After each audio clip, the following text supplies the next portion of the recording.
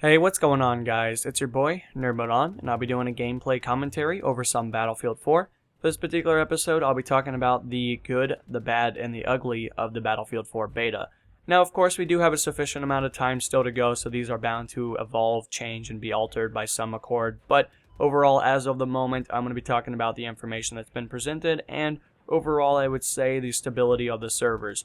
So to jump into the good, guys, I really appreciate the lean feature that's been added. I think it's a great characteristic, and I think it's going to really change the way we look around corners.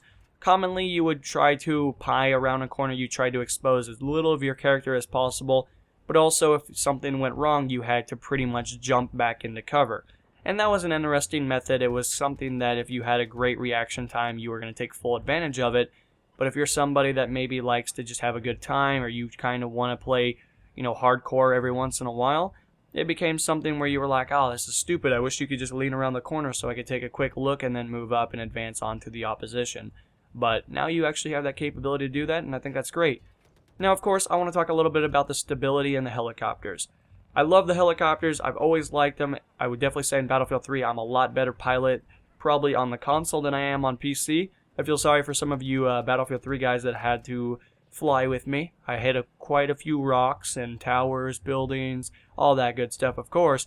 But with that said and done, in Battlefield 4, I'm a lot better pilot, and you guys have definitely seen gameplay from me, and you'll see more gameplay coming up because I have a lot of helicopter runs where I am absolutely destroying the opposition. But with that said, it's a little bit more noob-friendly. I feel like if I get hit by an LAV shot or somebody just happens to, kind of clip me or something, it's not the end of my, life, I guess you could say, in that aspect. I actually have the ability to restabilize the vehicle. I feel like they're a lot better than they were in Battlefield 3. They're not like little fragile little pieces of glass that you have to carry around.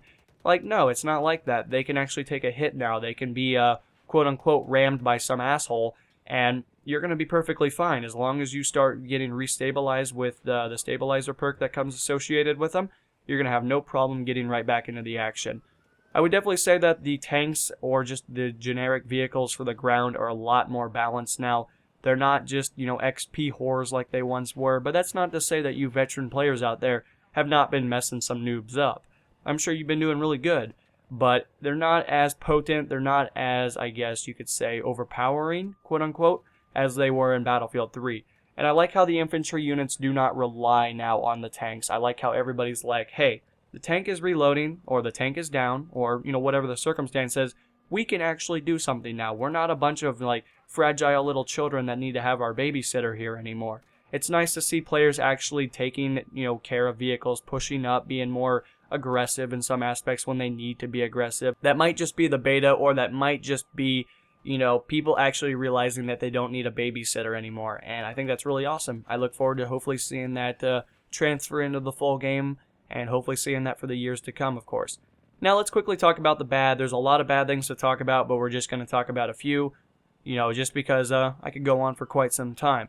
Now, definitely, I'm sure many of you guys have been seeing these servers be a little bit inaccurate. They've definitely been very unstable in many accounts. You guys have probably been seeing massive frame drop, and that's just because so many issues that are happening. One, you have so many people that are trying to play the game, and also, you also don't have the game optimized for most computers. And I'm sure many of you guys out there that do not have a top-of-the-line computer or don't even have, quote-unquote, an above-average computer have been struggling beyond comparison. I don't even want to imagine. I have 4 GTX 680s that are all overclocked by manufacturer, and I'm barely pulling 80 frames per second. And when I hit like a no zone, I drop almost every single frame. I have dropped, between 50 to 180 frames at any given moment, and it's absolutely absurd. A lot of the times the game will start out and it'll say I have, 350 frames, and I'm pretty excited. I'm like, oh, this is going to be a good game. Maybe I can bulk that up to the ultra settings now. Long behold, 3 seconds out of the spawn, and I'm now at 80 frames per second, and I'm getting all that server lag and that little twitch and shit that's been going on, and it's absolutely horrific. And I know what you guys are feeling, but at the same expense, I can't complain too much because I know a lot of guys in the chat have been saying they're using like 650s and all that stuff, and I'm just like, oh man, that's got to be painful.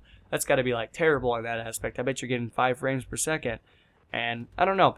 I also don't really appreciate having to play on low settings. I think that kind of pisses me off. I paid a lot of money for my computer. I put in more than enough time to advance it, and it pisses me off to be playing on the lowest settings. Granted, they do look pretty good, but when you play Battlefield, let's be honest, you want to play on the best settings that you can. You don't play a game and be like, oh man, I can't wait to run around and get 80 frames per second on low settings. That sounds great. Like, it just sounds like a pain in the ass.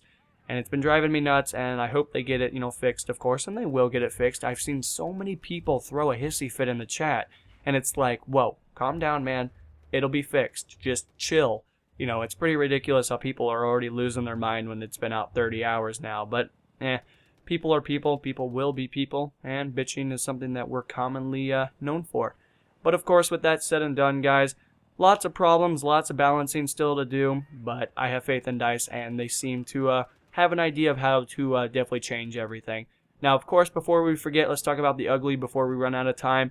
I would say the first 3 hours of when the beta was activated, it was horrific to, 1, find a game, 2, get the loading screen to work, and 3, well, you guys already know it. The frame rate was absolutely horrific as well, followed by the connections.